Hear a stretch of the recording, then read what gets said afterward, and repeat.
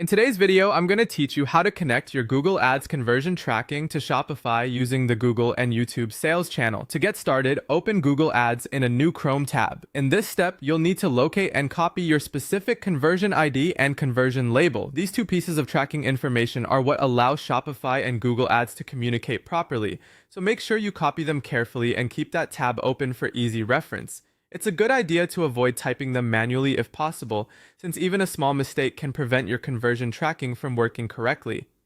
Once you've copied those details, switch back to your Shopify admin tab. From your Shopify dashboard, click on Apps. This is where you manage integrations and sales channels connected to your store. If you're new to Shopify, don't worry, this section is straightforward and it's where you'll install the official tool needed for the setup. Next, install the official Google and YouTube sales channel app. Be sure you're selecting the official app, since using the correct integration helps ensure better compatibility, smoother setup, and more reliable tracking. This app is designed to connect your Shopify store with Google services, including advertising and product-related features, all within a guided workflow. After the app is installed, connect your Google account when prompted.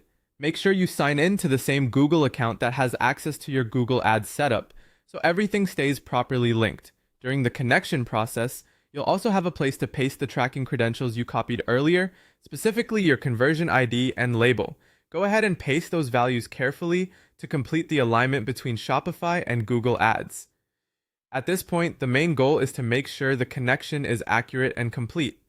Double check that the information was pasted into the correct fields and that the account connection finishes successfully. If everything is entered properly, Shopify and Google Ads should now be aligned for conversion tracking through the official sales channel. That's it for the setup process. Taking a moment to verify your credentials and using the official app can save you troubleshooting time later and help ensure your tracking data is recorded correctly.